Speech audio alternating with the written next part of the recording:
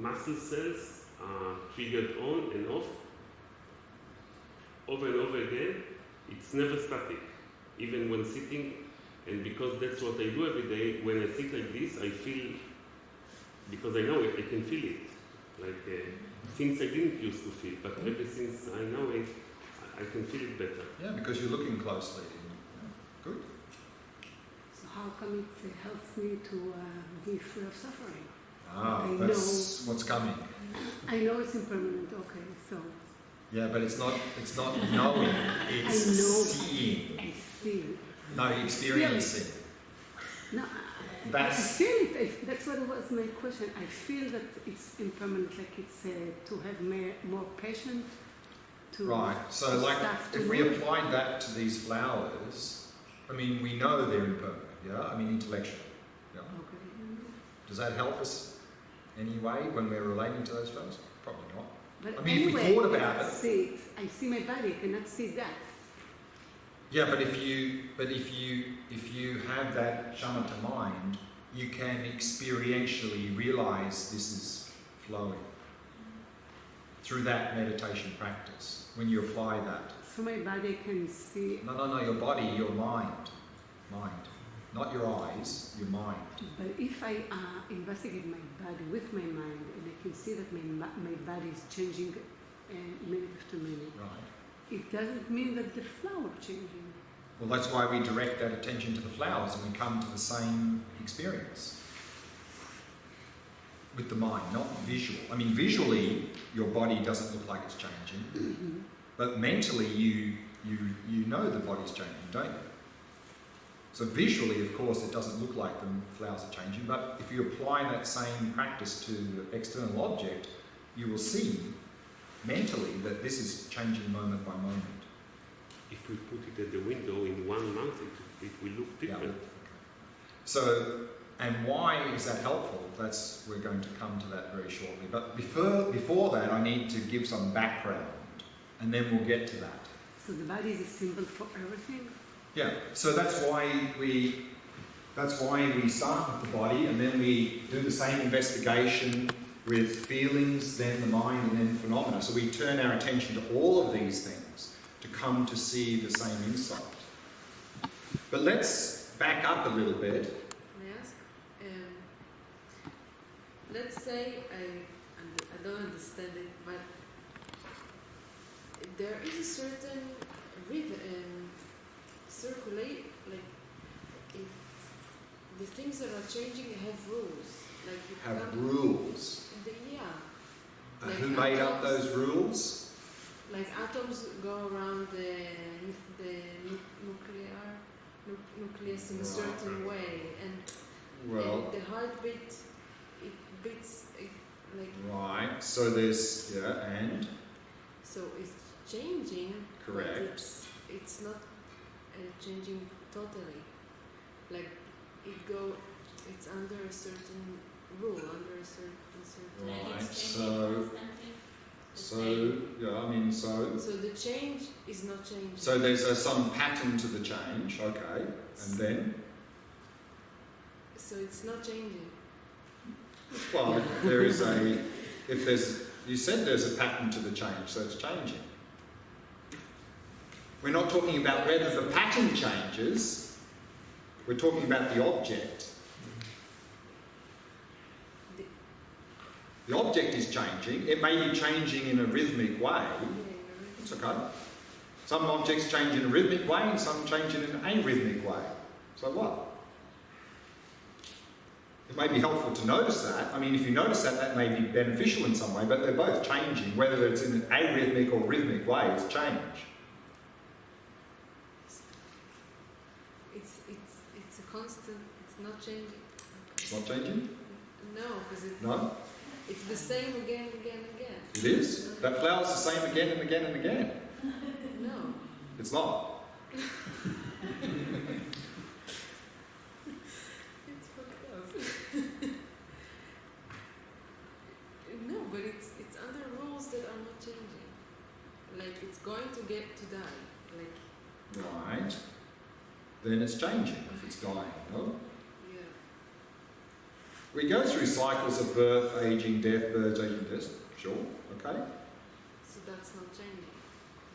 Oh, the fact that we're going through a cycle. Yeah. Yeah, but we're not talking about the rule, we're talking about the object. But it seems I mean, but the rule actually is something that we have created, that idea. I mean, isn't birth an idea? Isn't aging an idea? I mean, this is all we're going way ahead of topic now. no, birth is not an idea, it's a fact. Sorry? It's a fact. Yeah, but what does birth mean? Isn't birth an idea, that a concept that we've created to describe some process? Are you asking when the birth is happening? No, not when. I'm just talking birth. Isn't birth a concept? Like example, in this moment, is something being born? Is something there, abiding, or something ceasing, dying? Everything, I guess. Everything. So in this moment, is there something being born, something abiding, or something dying? Yeah. It's all of those, depending on perspective, isn't it? Isn't it? Isn't there? Anyway, we're going ahead now, so we can think about that. We'll come back to that later. We're not really going there yet. That'll be sort of tomorrow and the next day. So let's back up now and give a little bit of background to all of this Vipashyana practice, so we have some context. Because again, this Vipashyana practice is not just for some sort of intellectual stimulation. There's a reason we're doing all of this, of course, is to overcome mental afflictions and suffering.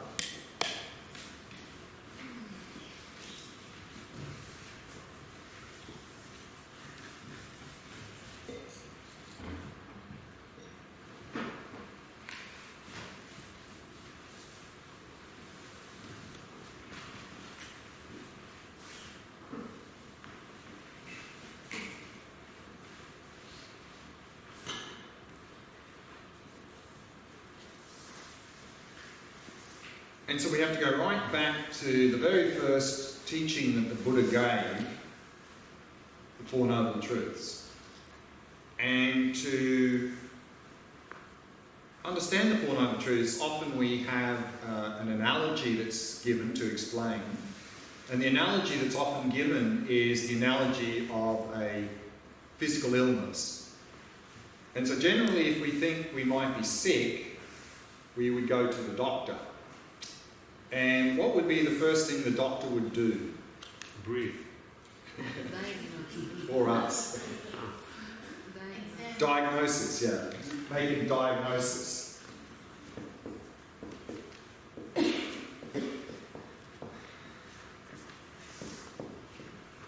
a diagnosis usually has like two steps in it. The first would be to examine what condition we find ourselves in, maybe doing various tests just to determine what condition we're in. And then based on the results of that, the doctor would try to determine what is the underlying illness that is presenting itself in that way.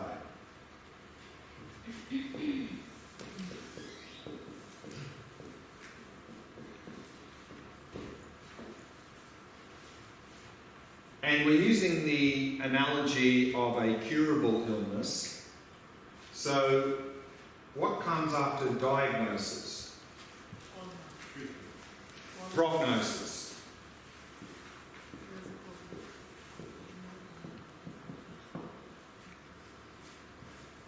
And so the prognosis in this case is you are suffering from this illness, we can cure you. There's a cure. You can be cured. And then, of course, following the prognosis, then the cure. Cure may be some medicine or operation or something. So similarly, the Buddha's like our doctor, diagnosing our current condition.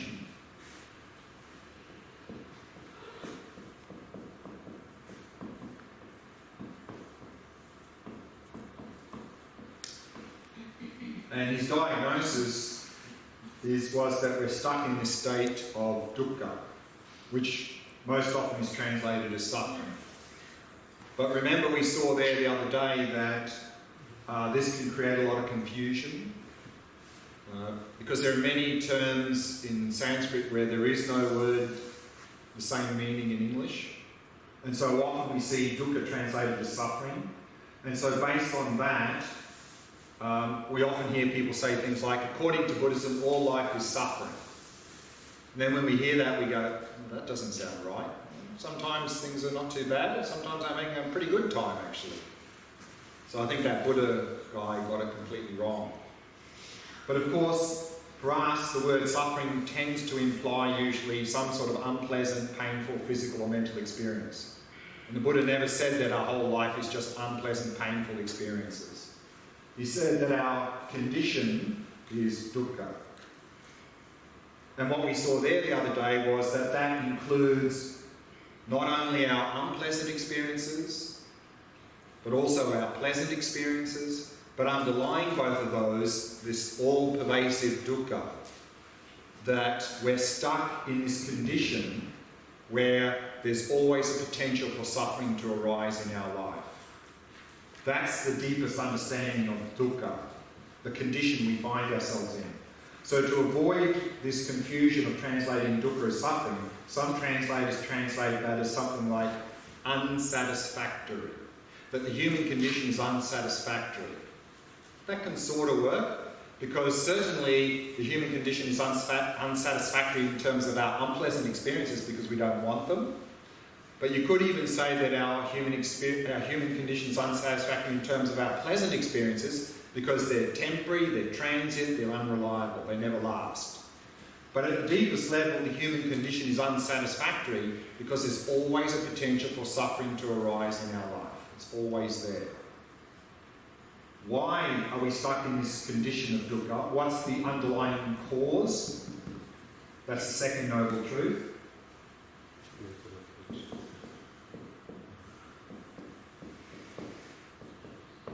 And that's the cause or origin of suffering or dukkha. And of course here, the Buddha identified that the underlying illness or cause is the mental afflictions. And again, if we condense those down, we get down to the three main ones, the three poisons.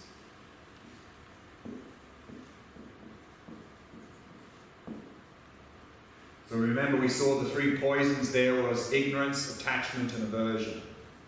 And of those three, the underlying one is ignorance, meaning our distorted view of reality. And so this is the Buddha's diagnosis for us. We're stuck in this state of dukkha because our mind is contaminated by the mental afflictions, particularly at the deepest level, we have this distorted view of reality. That's why we're stuck in this state. So that was the Buddha's diagnosis for us. The prognosis was good though.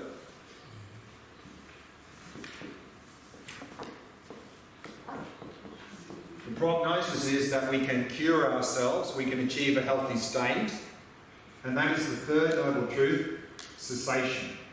It's the cessation meaning the ceasing or ending of all suffering and its causes. We can achieve this healthy state of ending of all suffering and its causes, and that healthy state is often referred to as nirvana.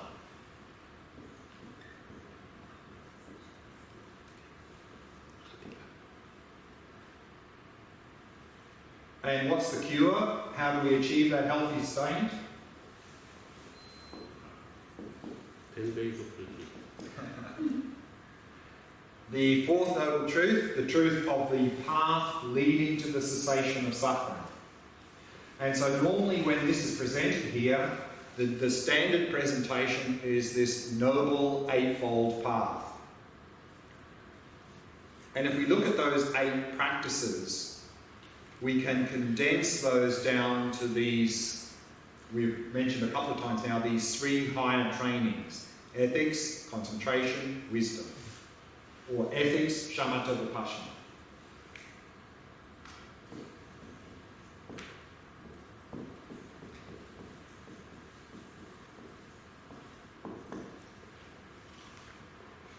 And so here in the Four Noble Truths, the ignorance that we're distorted view of reality that we're suffering from here at the deepest level is grasping to self. And so here in the three higher trainings in the Vipashyana, what we need to realize here is no self.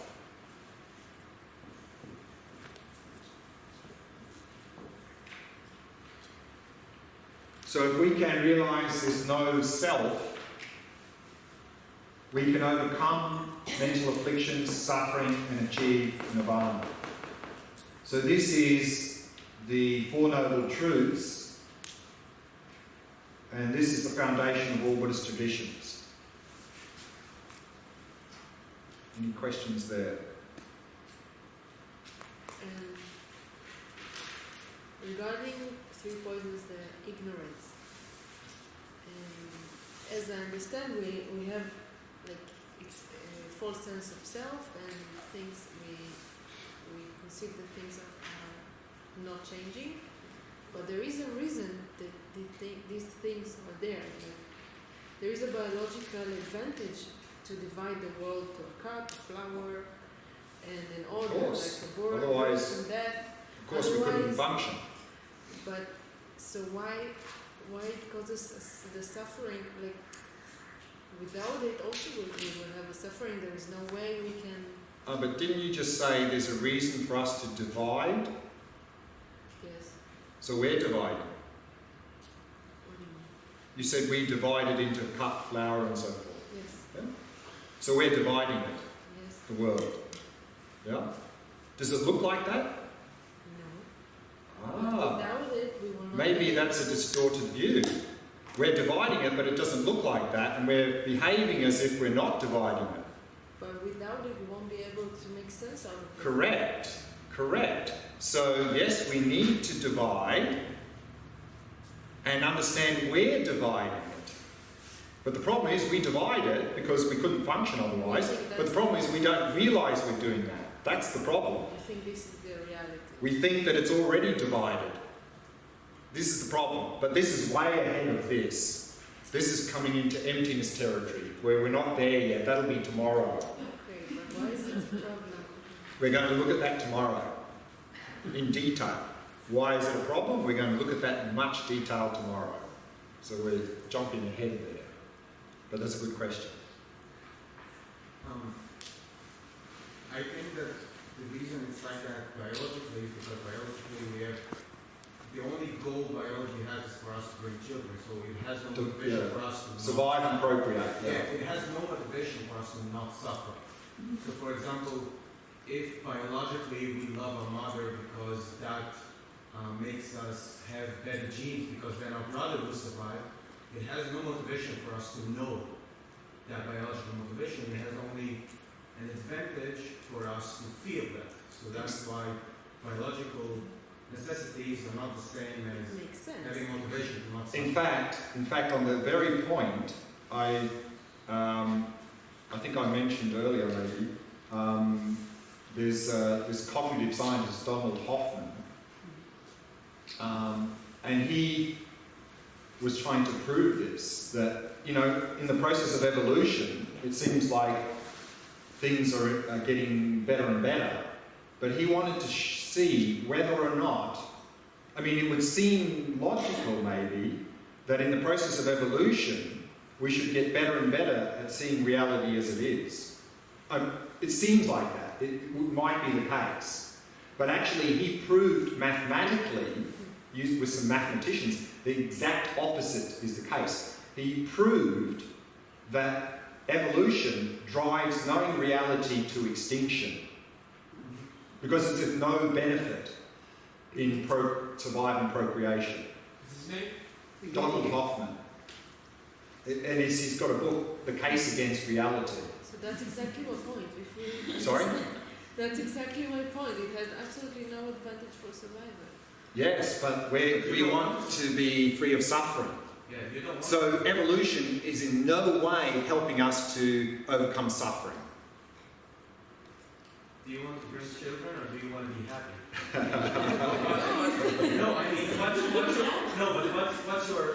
your goal? Like biology only cares about Survival and procreation. having as much children as possible that will survive in the best way. So do you care about that, or also them being happy and other stuff? Anyway, this is still to come. Right. So I just want to add something to this. So this is the Four Noble Truths. This is the foundation of all Buddhist traditions.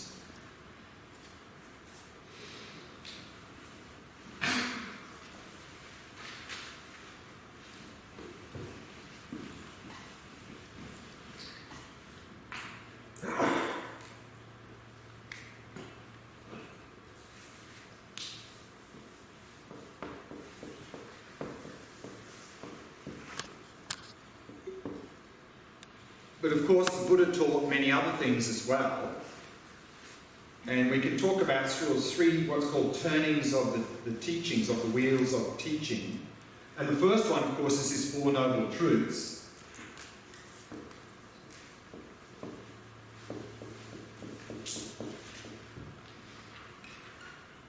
And we saw here in the Four Noble Truths that the goal is this liberation from suffering, nirvana.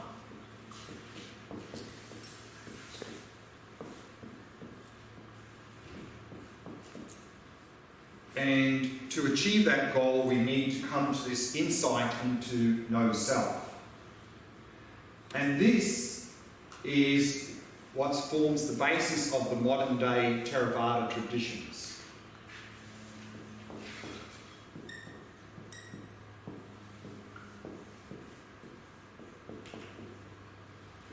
And of course, these teachings spread through the Pali language.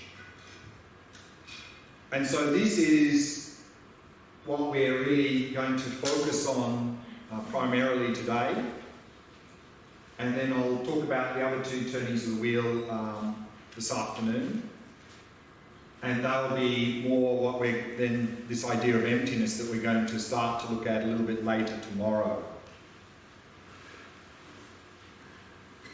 So what I'd like to do now is return to the Vipashyana practice. So again, we start at the beginning by applying mindfulness to the body to come to see impermanence.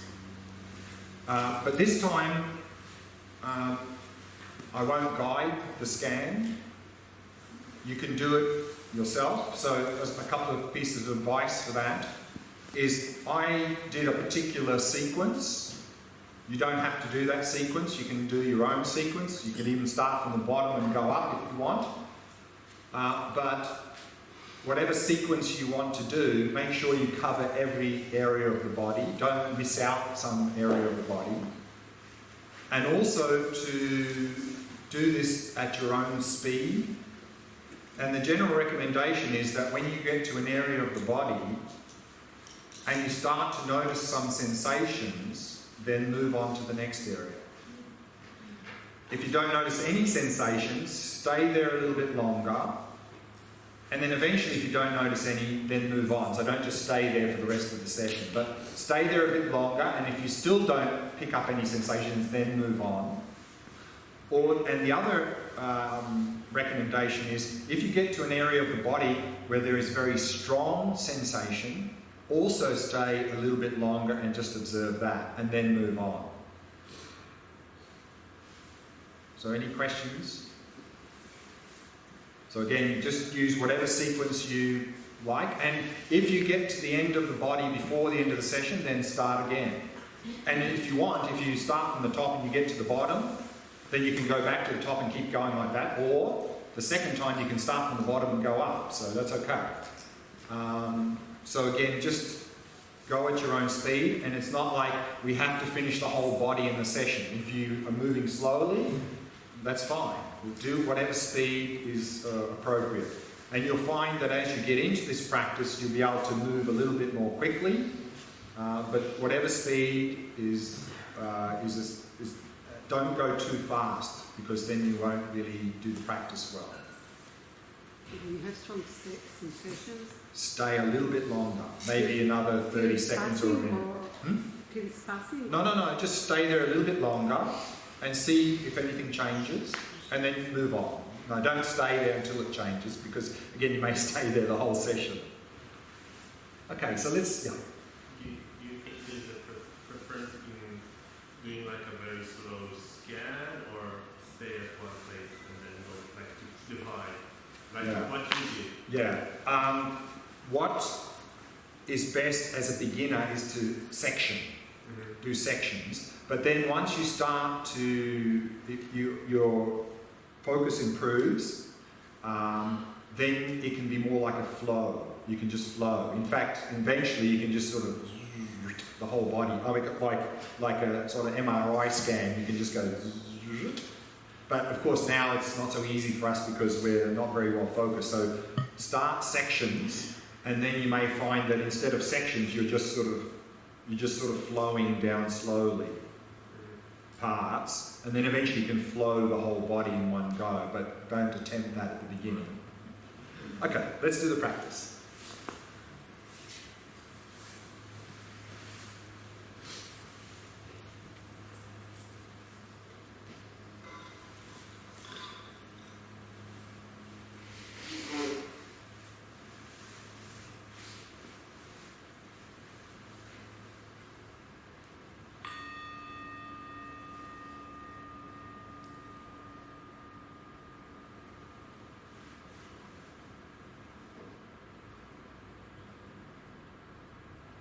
Setting the body into a state of relaxation, stillness, and vigilance.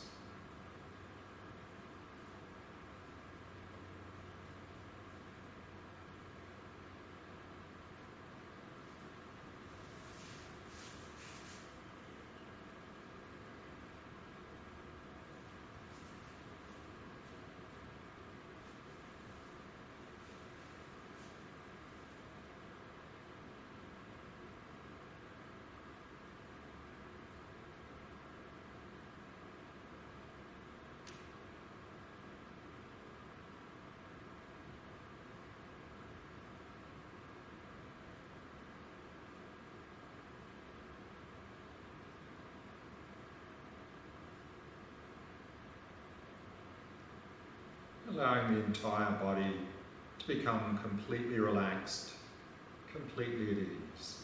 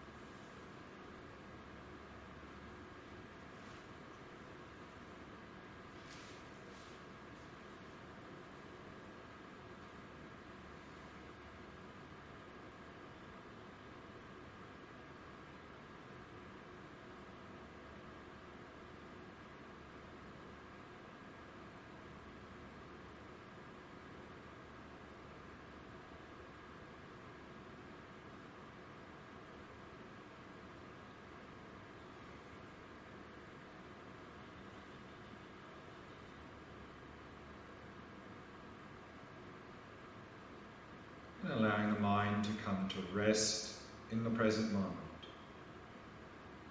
And simply becoming aware of the sensations of the breath.